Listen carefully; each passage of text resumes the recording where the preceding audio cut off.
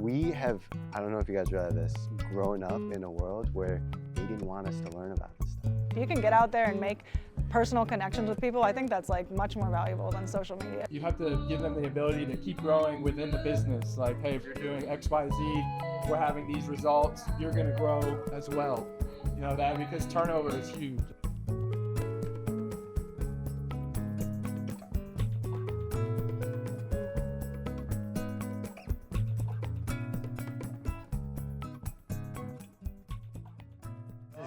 Growing Homes, Urban Abundance, Kristen. I'm Soil the Soil. Soil the Soil. Yep. And we're here to, we talk about like intro to gardening, intro to planting. I think we just all are gonna share with you guys kind of our experience, a little bit about us and intro to gardening, and then we'll open it up to questions. So I'll start with an introduction. My name is Vincent Coletti. I'm Anthony's brother, and then Camila is Anthony's wife. She's my sister-in-law. And we founded Growing Homes together, the three of us. Now we're up to a 7-team operation, and what we did is we've had a previous real estate experience, about a decade in the real estate game. Anthony started that off, and then around 2020, when things were kind of changing in the world, we got really passionate about growing food, and we realized, like, how can we combine this with our day-to-day life? And we realized, you know, having real estate, owning rental properties, you have green space on the properties. And with that, you could grow food. So we focus on food systems that are easier to maintain, since we have properties all over the state right now. And yeah, we're just, every day we're learning more on how to manage these different systems, how to manage the tenants and all that good stuff with it, and also acquiring more properties and giving out more knowledge on social media about how we're doing things and how we're able to operate our business. And we're just trying to keep on growing. So awesome. Yeah. Thanks, man. My name's Jack. How you doing? I started Urban Abundance in 2017. It was called Jack's Garden Beds for a year or two. And the whole mission, and I think that's important to say, because it didn't start, oh, I want to make a bunch of money. Or it really didn't. Or like, hey, whatever. Any of those other things. It was, hey, this is the kind of world I want to live in. And I want to create that. If it doesn't exist, how do I create it? It comes from that. And it's like always remembering that, because by the way, it does turn into a job over time. I think everything does, unless you're Jesus Cristo or whatever. Like, it's impossible to not get to that point and be like, oh my goodness, what have I, I'm stuck, or all those things, right? And it's okay, that's normal. But it's about, like, what fuels me is like remembering what it's all about, like my team, all those things. Like, it's even bigger than the mission. Like, once you get into it, that's what I was getting earlier. Like earlier, it started just, hey, I want people to grow their own food and be empowered. And then it's like, wow, I'm really like helping to transform people's spaces, their inner worlds too. They're like, they're people you're working with, right? We're making relationships. And that's why I think it's, it evolves, exactly. Like Kami said, it's dynamic. The system's dynamic, right? It's always changing. So a lot of us get scared to get into whatever that is, the next step, my big dream garden, or, a new chapter in my life, because they're scared they might not be look perfect. And it's just not ever the case, because perfectionism do you know what I mean? It's craziness. Yeah. And like, you just have to get into it and like be like, oh, okay, this is okay, and be more gentle with ourselves. Anthony Coletti, Vince is my younger brother. We're 7 years apart, give or take.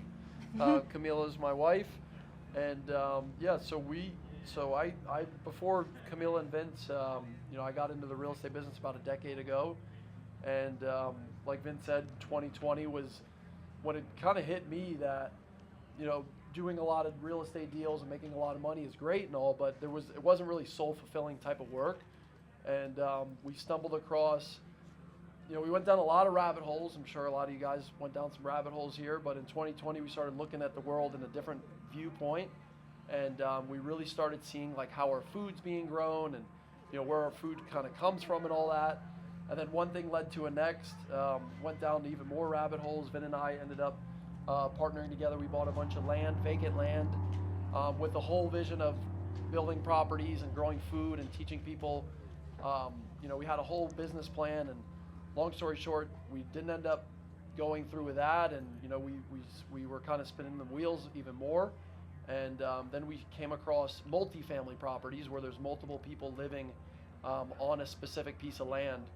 And whether it's 2 units or our wheelhouse right now is like 2 to 50 unit size properties, and we're growing food on there. We're managing the systems, we're installing the systems, we're fertilizing the systems, and we're teaching people through YouTube, Instagram, Facebook, I think we're TikTok. Everywhere. That's like, if you guys follow us on social media, you'll see more of us teaching about growing food. And that's kind of how we've been bridging the gap on how we could bring more soul fulfilling work into what we do at Growing Homes. So that's kind of a overhead. Yeah, nice. So I'm Kristen Godomsky, Soul of the Soil. So my company has been evolving over time. I started it as an edible landscaping company. I was working for some very large estate clients, trying to keep my portfolio kind of small because I like to really zero in on things.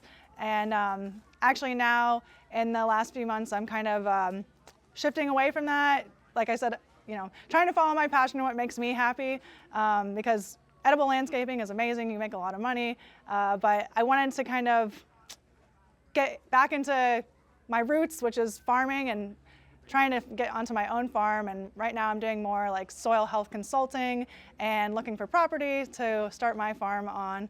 But yeah, I think it was good to build up like a safety net, and I learned a lot from running my business and having a crew and all that. But over time, I think you need to be able to be like dynamic and realize, maybe this isn't the route that I want to follow before you get too far down the rabbit hole, and be able to take a step back and be like, okay, let me restructure. I have, some funds now, and what is my true passion, and how do I follow that? Yeah, so I'm Camila Coletti, Anthony's wife and Vinny's sister-in-law. So Growing Homes started, like they said, in 2020, when a lot of health became really important. And for us, food is the root for health. Like, if you have healthy habits, if you're eating right, especially if you're growing your own food, and like you were talking about soil health, and your soil is healthy, the food is full of nutrients, then you are gonna be healthy too.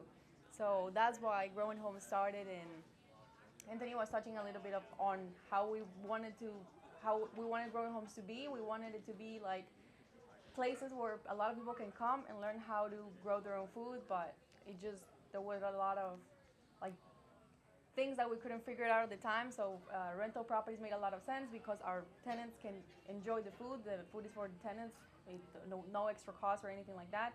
And at the same time, we get to share with the community.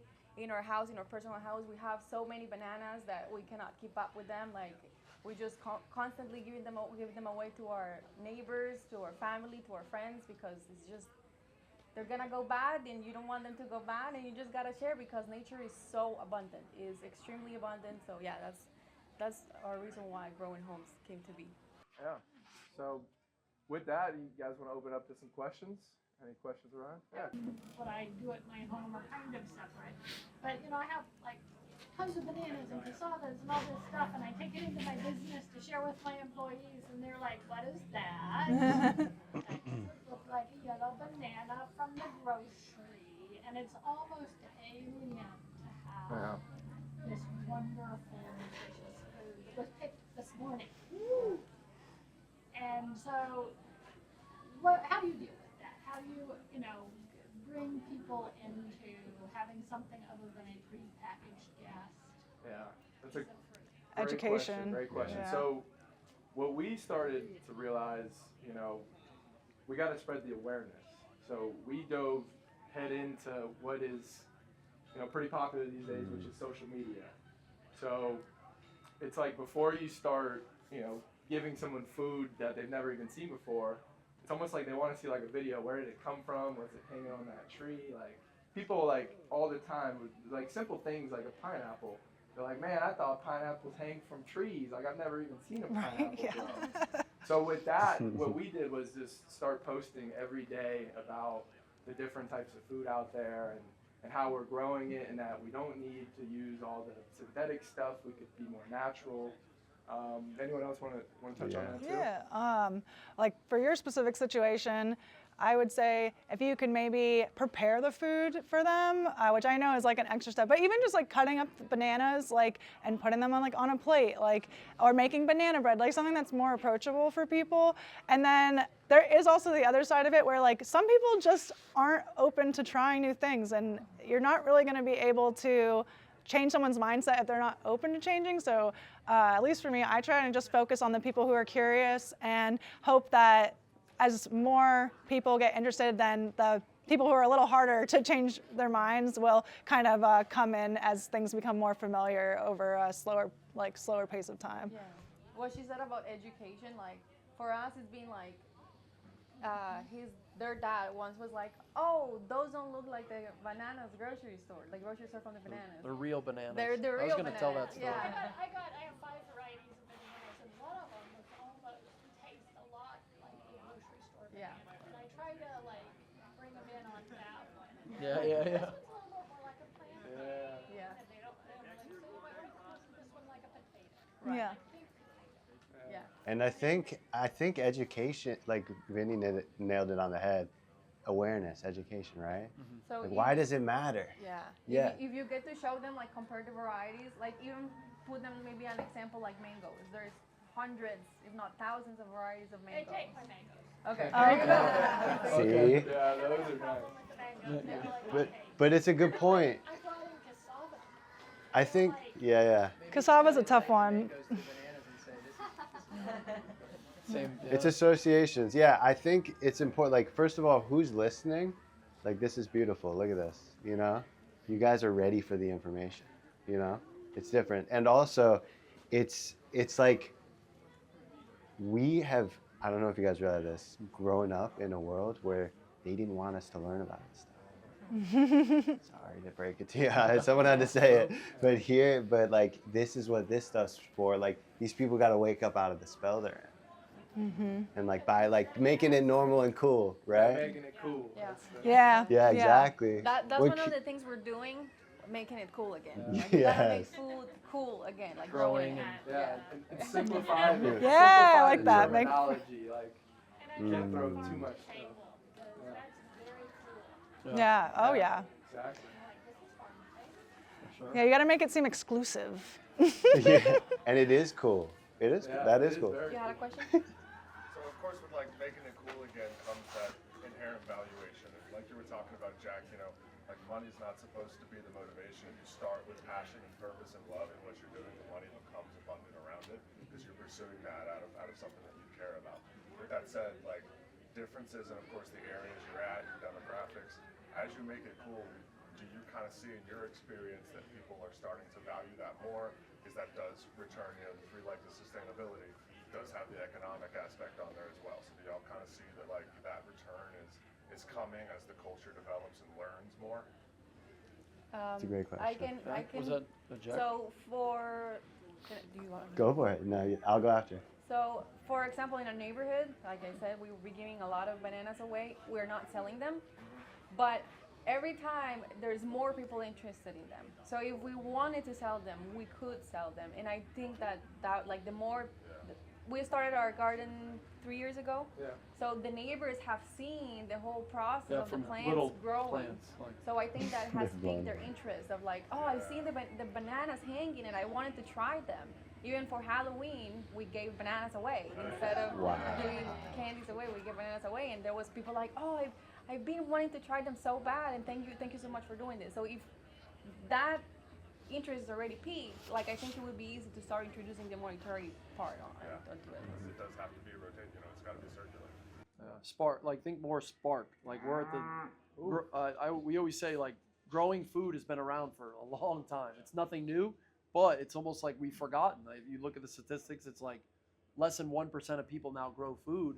So it's more like we feel more like the spark of showing people like, hey, there's different banana varieties and different fruit that even exists. That's kind of like what got us into growing food and wanting to grow food is like Vin and I grew up in Hollywood, Florida, and magical place to grow tropical fruits. And until I was about 30 years old, I had no idea any of these other fruits existed. And I was like, when you bite into something that you've never even seen, saw, smelled, you're like, what else is out there? And if we felt like if we feel that way, and we could share that with the world, it's like it could spark. It just could spark and domino effect to healthier habits. So, sorry, Jack. Yeah, no, it's great. I went real quick to that point, and then I'll get your question.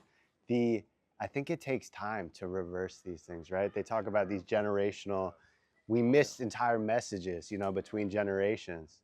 And like, for example, I have clients who come to me in the beginning, they're super hesitant, like, what are we doing here? This is my yard, like, get off my lawn vibe, from the husband. And the wife like wants in, and the husband's not really in. And it's amazing. I have the husband's like the one showing up to the plant sale now, like all in.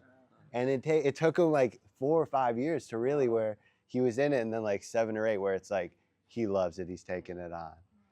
So it takes time, right? Yeah. Nice, thank you. Yeah, what else?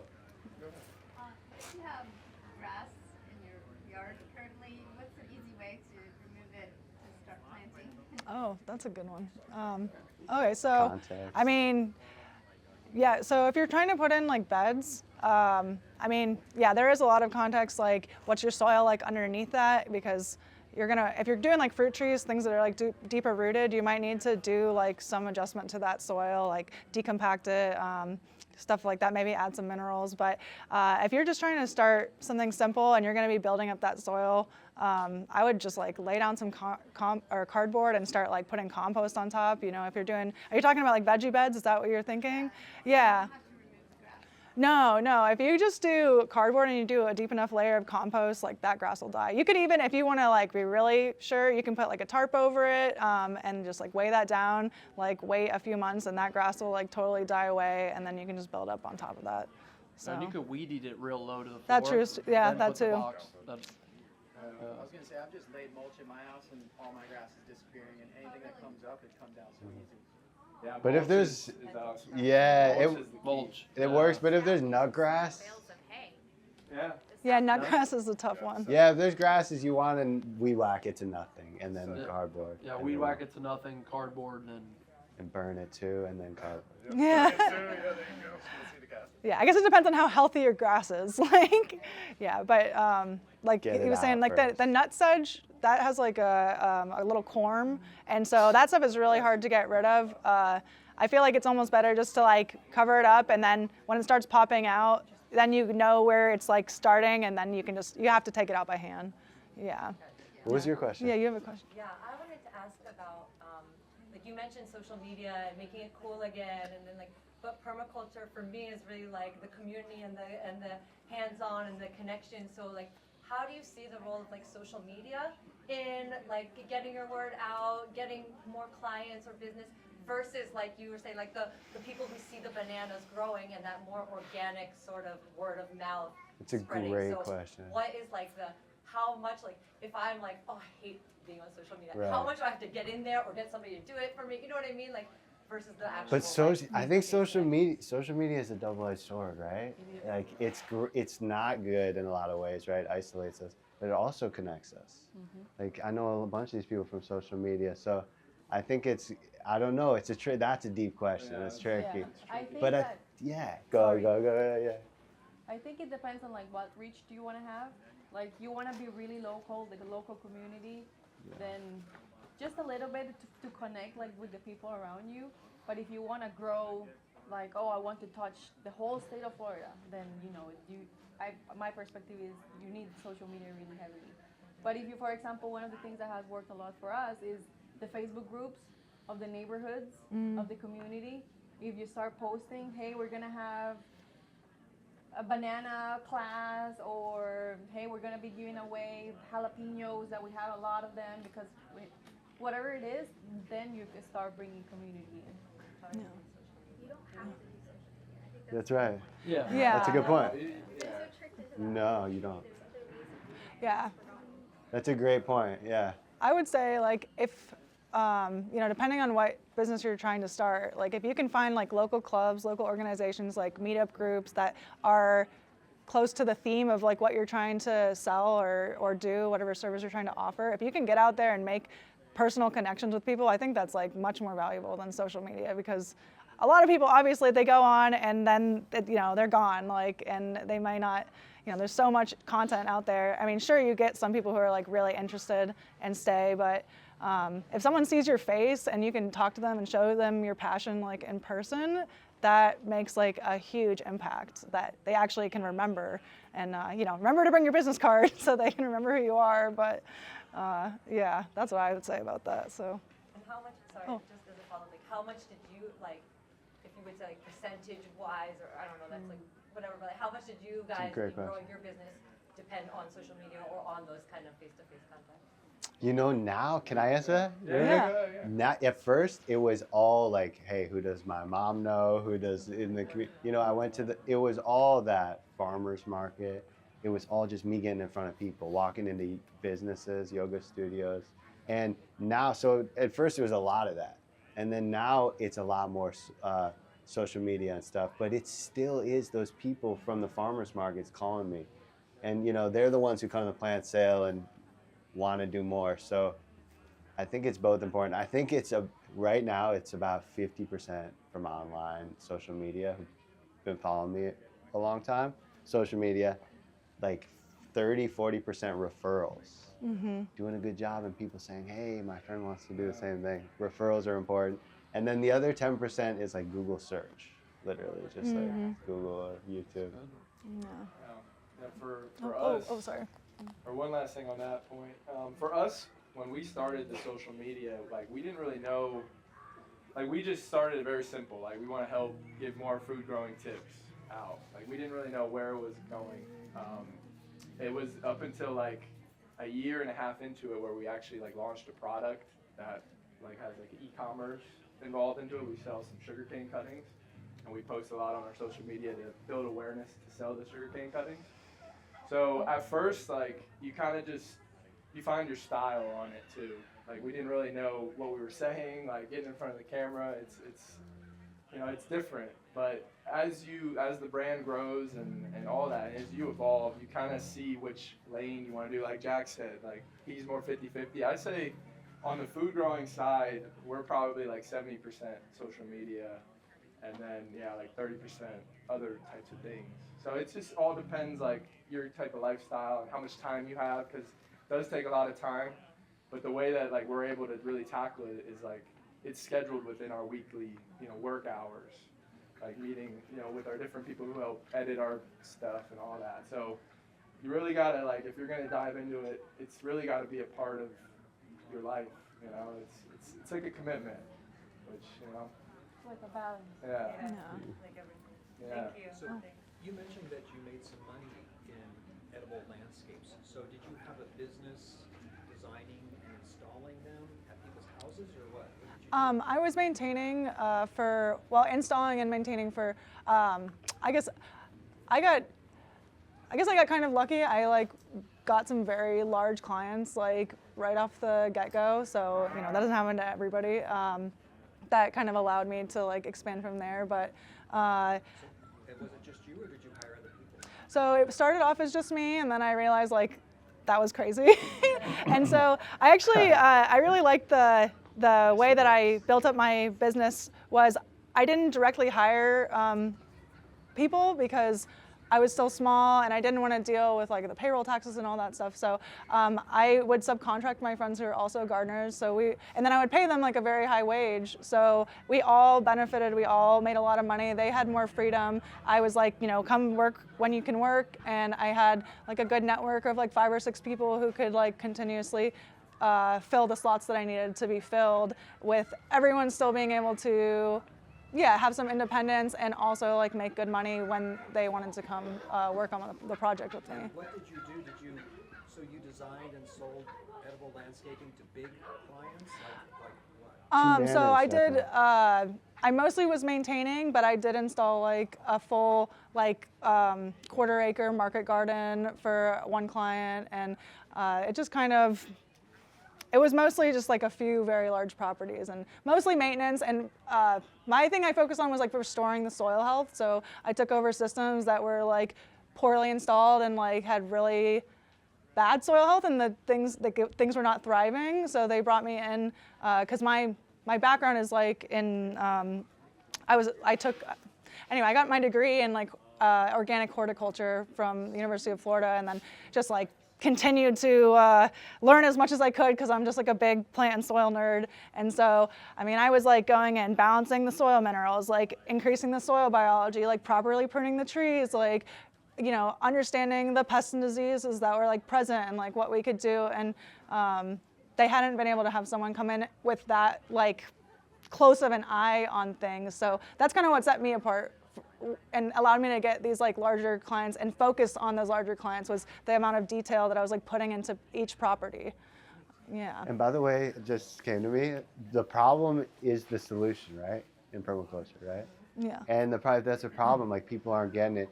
It's a solution. It's like, boom, we have this amazing solution. Look what I found at Floral City, guys, this amazing thing called permaculture, right? That we could share with them.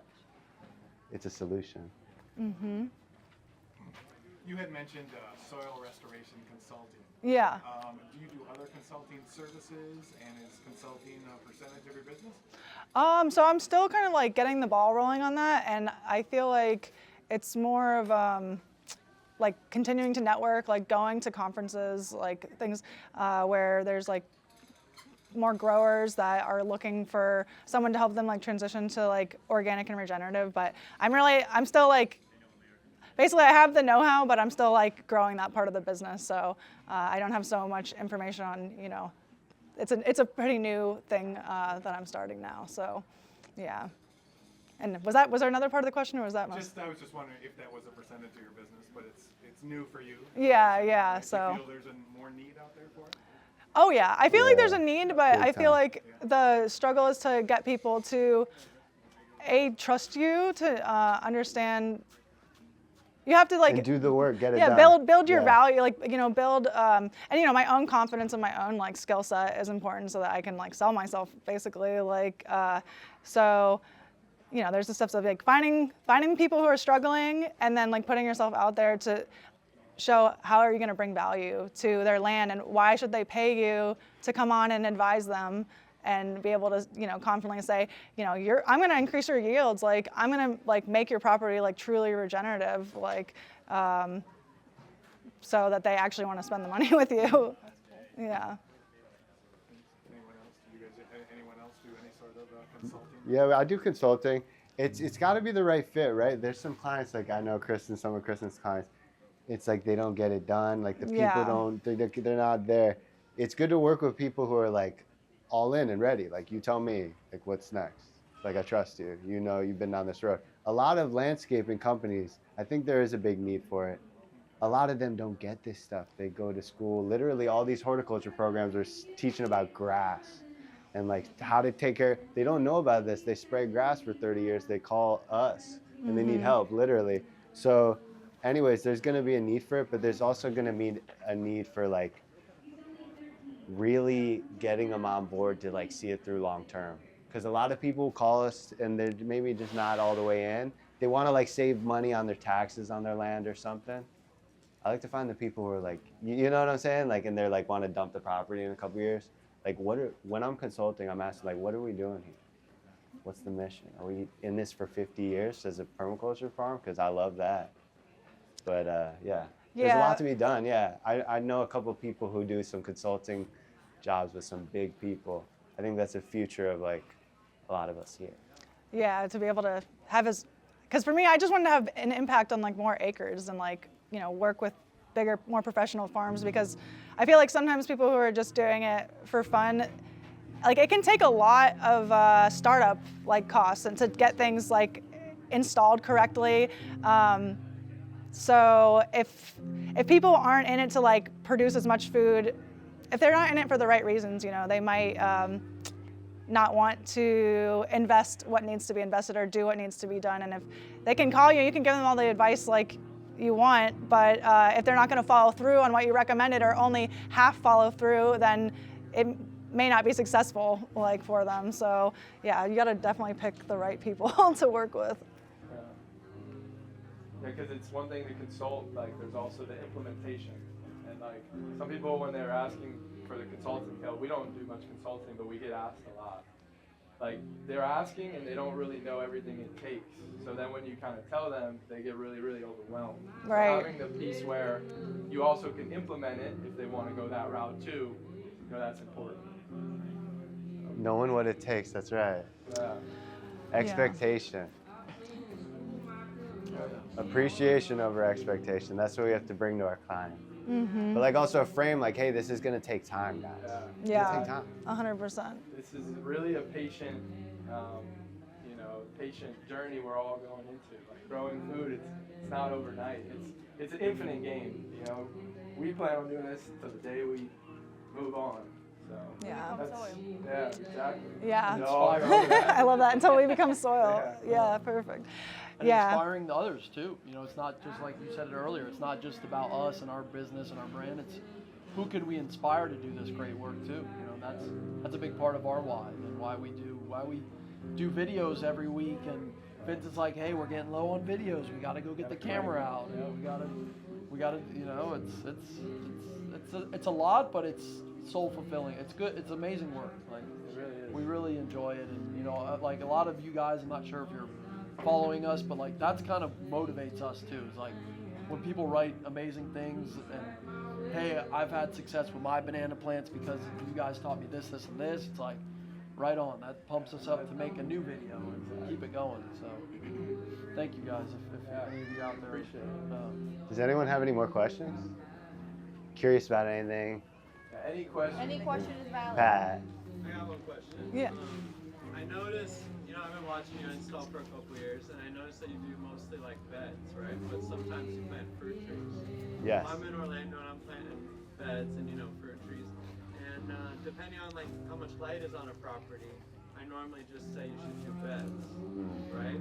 So how do you navigate that? Because I just noticed like you tend to lean towards the beds. That's a great question. Yeah.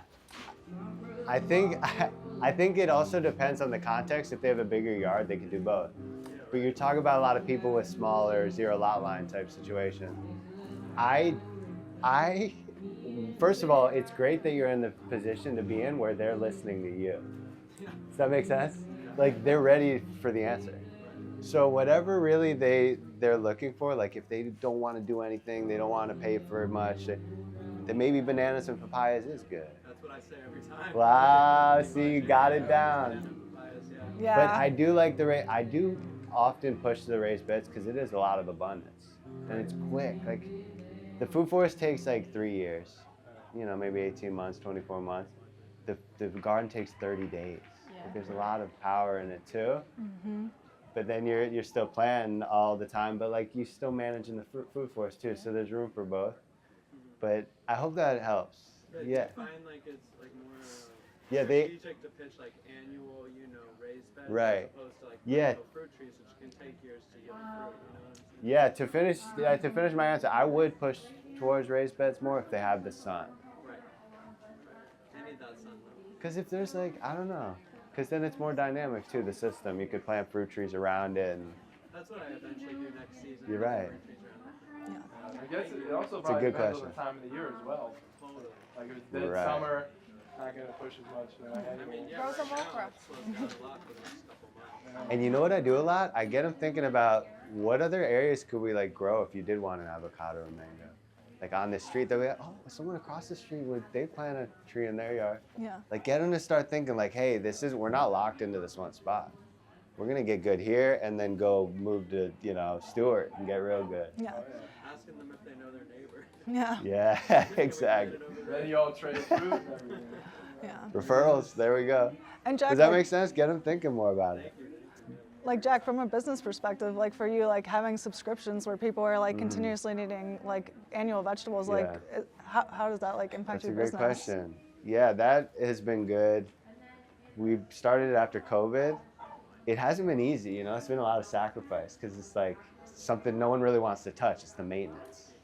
I don't know if you guys are like me. When I do a system, it's hey, you guys do you have all these problems to deal with soon? I'm not a part of it. See you later. You know, that was me initially, because it's like, you know, I want you to empower you to grow. But what I learned is a lot of these people, they really do need help. They're like, how do I harvest? What do I do? And there's a block or whatever.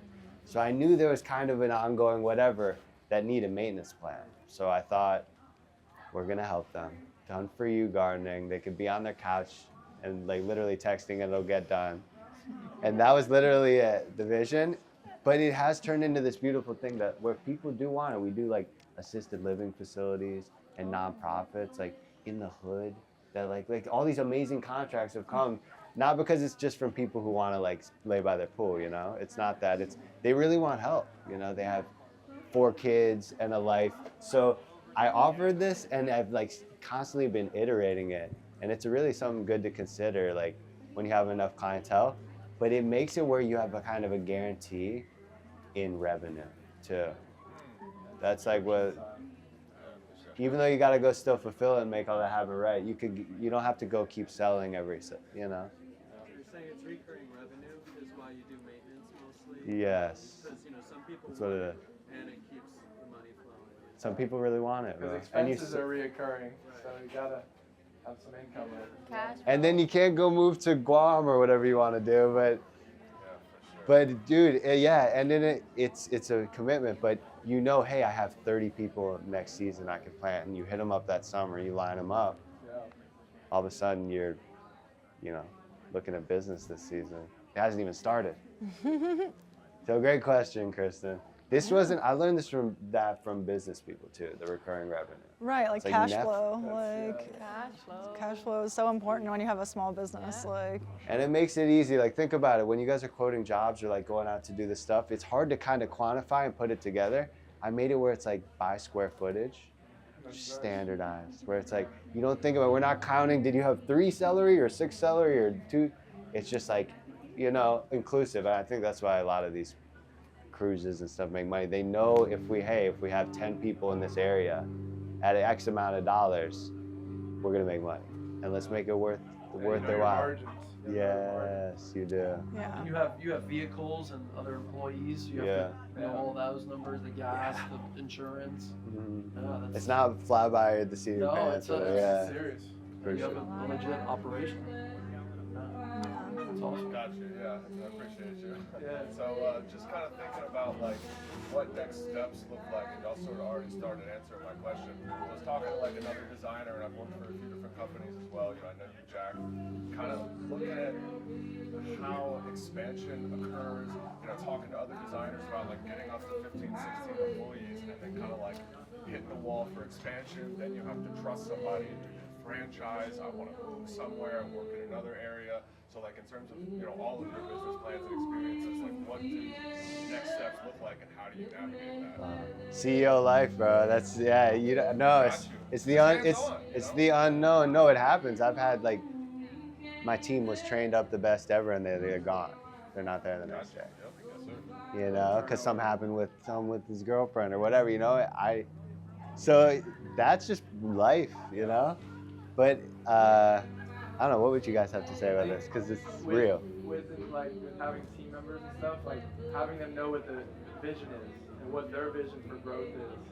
Because, you know, people have their own lives and, you know, they have a lot of bills and everything too. So you have to give them the ability to keep growing within the business. Like, hey, if you're doing X, Y, Z, we're having these results, you're going to grow as well.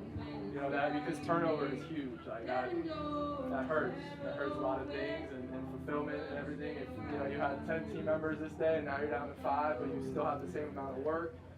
So yeah, like, you know, having them portraying the vision, having them on board, and really vetting them, like to know like, hey, like what's your 5-year plan? Like, and let them talk. And if they're like, oh, I want to do this, and then go to over there, and you're like, this person's. You know, it's listen to right. They say with dating, it's all about it. It's who you choose. It's the same thing, you know what I mean? Like, listen. That's a good question, bro. That was it right there. Yeah, I ask the questions up front. You know, with the people that you're going to bring on. You know, what is their intentions? Like, why do they want to do What's their it? goal? And their goal, yeah. What is their 5-year? Like, what do they really want to accomplish? Do we align? And one thing, if you are the one thinking about providing the work for them, like if it's gonna be your company, like what Vinny's saying, having a career path for them, so they know that they're gonna grow within the company with the company. So it's not gonna be like, oh, I'm just gonna be in this position for the rest of my life. Like, no, you can be this, and then you can be this, and then you can be this, and as long as the company is growing, you're gonna grow too. Like we're growing together. I'll give you a franchise. Yeah, one day. huge. Yeah. Yeah. And I would just add on that I think when I started hiring people, I made the mistake of just kind of assuming like everyone had kind of my mentality and work ethic, but the more you like start working with people, you realize how drastically different like you can be. And you know, one thing I thought was like, oh, if I pay people really well, they'll want to work hard. That's not true, unfortunately. Like sometimes you can pay people really well and they're just not, like in my perspective, like a hard worker. So yeah, I guess I think it kind of like just like takes time to like understand having people working under you and how to like run a crew and stuff. But yeah, that was a big just mind hurdle for me in the first place, was kind of trying to wrap my head around how other people think and like think about work and like why people are working. Are they just coming for a paycheck, or do they like really want to learn? And like the people who really want to learn are the ones that I like kept around. And yeah, the people who are just there for the cash like usually don't last that long. Right, and it plays into your economic sustainability too, moving forward in your lives and in your career and in your later years. You gotta consider that as well. Of course. Yeah, but when you do take care of like the good people, they stick around, and then you can. I mean, a good employee is like the most valuable thing you can have. Someone who you can really count on. Huge. Yeah. Trust. Yeah, take care of your people. That's big. 100%. We do bonuses, and you know, like Vince said, you know, we have incentives. If we're doing better as a company, they're going to do better, you know, with us. You know, and that's something we've always done, and it's worked pretty well. So. Yeah, my first interview with everybody, I say the only thing that matters, everything can go south, but if we're honest with each other, we trust. And I kind of bring them into the family, you know, and I make it real. And then like, you know, but like there's belief systems that everyone's going to steal from you in business. I don't know, maybe, but I think there's other belief systems that people are going to take care of you too if you let them. But it's possible, guys. It's possible. Yeah. I have a question kind of piggybacking on what Jack said about starting business with other people, working with other people. You guys actually formed a family. Yeah. I'm curious about how you kind of build that infrastructure for your business, knowing that you are also having a fine hand in different departments, whether it's marketing, whether that's on the ground with installations, and then kind of having like people who execute and other visionaries within your business and having to oversee all of that. I'm just kind of curious about how you structure it together. Sure. So between us, between the three of us, the first thing was knowing that we all have a lane. We all cannot be on the same lane because then we're gonna be crashing. So I take on the property management, contractor management. I'll also his like admin work, like anything, paperwork, whatever. And is a lot of the real estate side. Like we're all on the real estate side, but we all have like our different things. And Vinny is a lot of the systems and processes and like social media, marketing. And so is finding that lane and having that clear communication and respect between each other. Like we are constantly bouncing ideas off of each other. Oh, yeah. And we know that just because we're family doesn't mean that we're gonna cross that line of respect. Like, you know, like actually we have to be more responsible with the relationship and communicate better. And so because like if the relationship in the company is hurting, then that means that the relationship in the family is hurting. So having that clear communication, that having that with us, we have been able to implement with our team. So it's just like there's a great connection between us. Like everything that we talk about, it's open. What Jack was saying, the honesty is always there. So yeah, respecting that lane and like being with the team a lot. Meetings a lot with our video editor. Like they have meetings constantly. So if you wanna. And it's not easy by any means. Yeah. Like it comes with, you know, you learning experiences as you go and grow. You know, it's like a lot of it relates to growing food. You know, growing a business and a family and relationships. there are times where it's hard and like you question things, but you remember your why going back to that. It's like it's bigger than us, so it keeps you going. Thank you for that. Yeah. Sure. You're welcome. Yes. Hi. Have either of you ever used or currently use any kind of software with geolocation to help with placement of beds or any other information you need about a separate piece of land? Oh, for designing? Yeah. Interesting. I haven't. I use Google Maps to look at the layout. Oh, Google Earth. Yeah, Google Yeah, Earth. I use Google Earth for sure. I'm currently using a 3D piece of software that actually incorporates geolocation into it. Oh. So I'm about to learn about that. I was just curious. That is if cool. you've ever used that in your one. Yo, where's the photographer? That's cool. Well, I'll call you when I Yeah. Yeah. Coming in. We got a new guest here. Joining us. He's got a question. Is that a gopher tortoise? Yeah, man. Amazing. A gopher He's tortoise. like, Yeah. he's like, how is your business gonna restore my? What do y'all do to take care of the wildlife when you're doing your installations? Oh, that's a good one. I feel like if you're doing a good job stewarding the soil and stewarding the land, like the wildlife will come back. The coolest thing That's answer.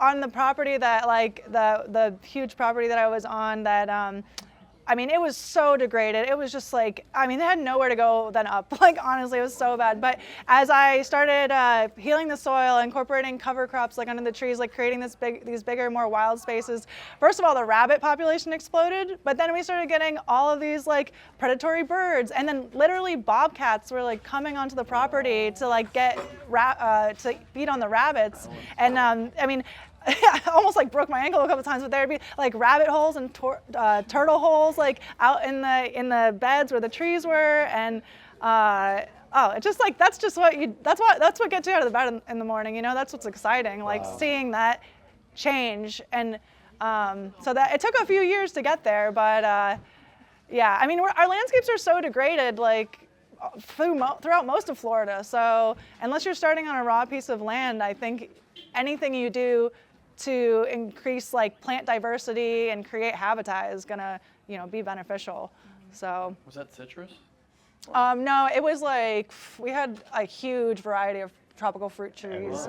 Yeah. So cool. Yeah, it was super cool. We've seen the same thing, but mostly with birds. Mhm. Like the birds are constantly beautiful birds coming into our garden to feed off everything, the bugs, the plants, the mulberries. So A lot of butterflies. Butterflies. Like you said, that was They beautiful. love it. You healed the soil, and they will come. Right. Beautiful. Yeah.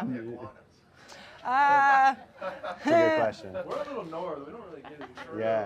Yeah. Yeah. Until we get down south. Yeah. We'll get Yeah, there.